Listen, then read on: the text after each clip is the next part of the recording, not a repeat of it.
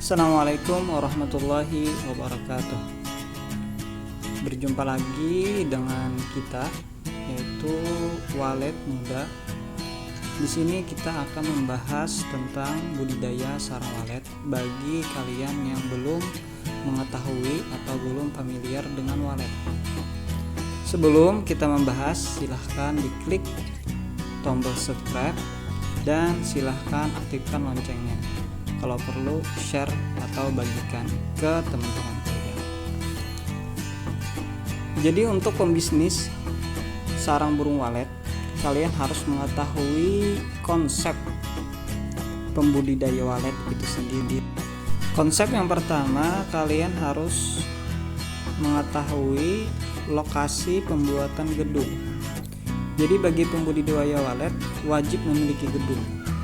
Karena apa? Karena gedung ini yang nantinya akan menampung walet itu sendiri. Walet ini tidak seperti halnya dengan binatang-binatang peliharaan lainnya.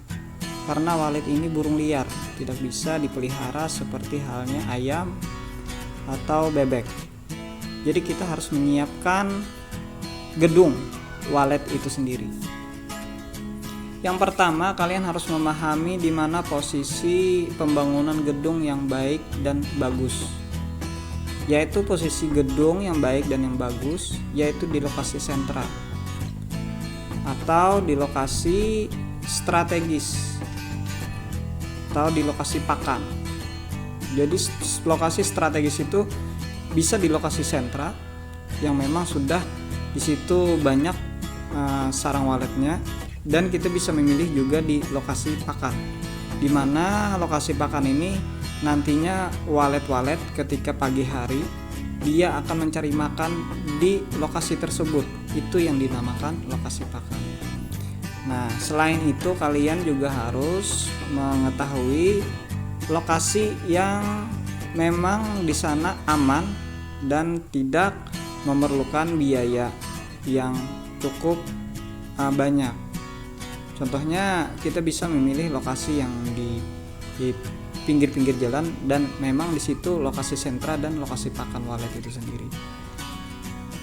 Lokasi seperti itu banyak bisa kita temukan di pedesaan atau di kalsel khususnya. Banyak lokasi-lokasi yang mudah untuk kita dapatkan seperti itu. Nah, setelah itu ketika kita membuat gedung sudah berada di lokasi yang strategis, lokasi pakan atau lokasi sentra, kita harus mengetahui konstruksi gedung itu sendiri sesuai budget masing-masing. Yang pertama, ketika kita ingin membuat sarang walet, ingin membuat gedung walet dan budgetnya ya terbatas atau sekitaran 150 juta, maka kita harus berunding dengan konsultan walet itu sendiri. Karena kita sebagai pembisnis budidaya walet yang awal-awal, karena masih tabu, kita harus bertanya dengan konsultan yang sudah berpengalaman. Jangan kalian mengkonsumsi teori-teori yang ada di warung-warung atau teori-teori yang masih belum valid, yang masih tidak bisa dipercaya.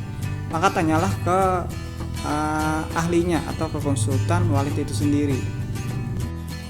Jadi konsultan itu nantinya yang akan membimbing kalian ketika membangun konstruksi itu sendiri.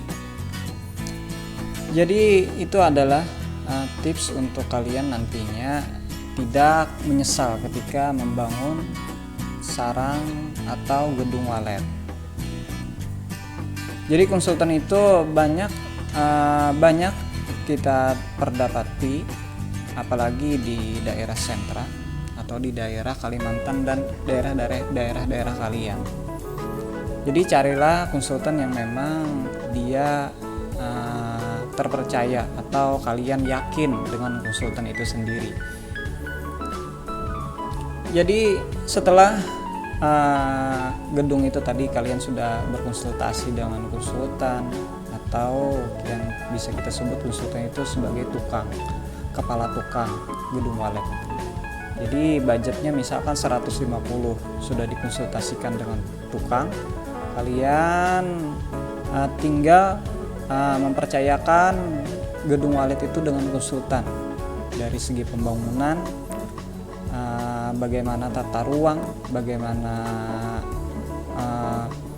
sirip, apakah membujur atau membentang, bagaimana arah lubang masuk burung itu sendiri, dan bagaimana ukurannya, entah 8x12 atau 6x12 atau 8x8, itu bisa kita serahkan ke konsultan. Jadi ini bagi kita sebagai pemula pembudidaya walet. Kalau sudah kita membangun dengan dasar konsultan tadi, maka kita sambil belajar di sana.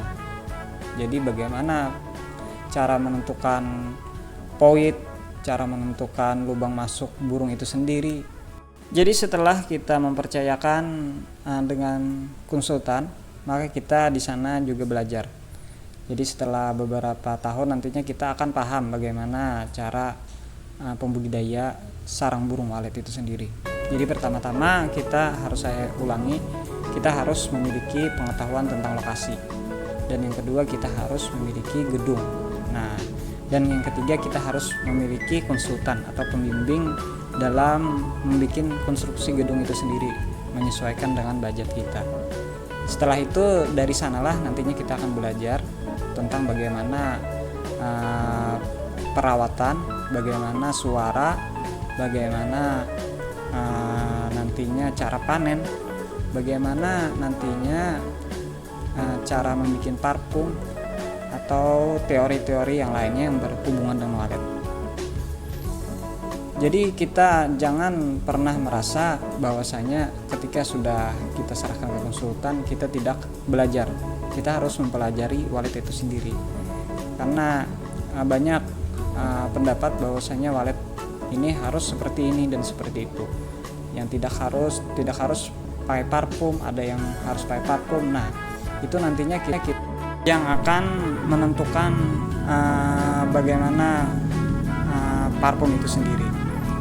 Jadi itu saja tips dari saya bagi pembisnis atau pembudidaya walet pemula yang ingin membuat gedung walet. Oke, nantikan pembahasan yang lainnya, silahkan tonton. Terima kasih.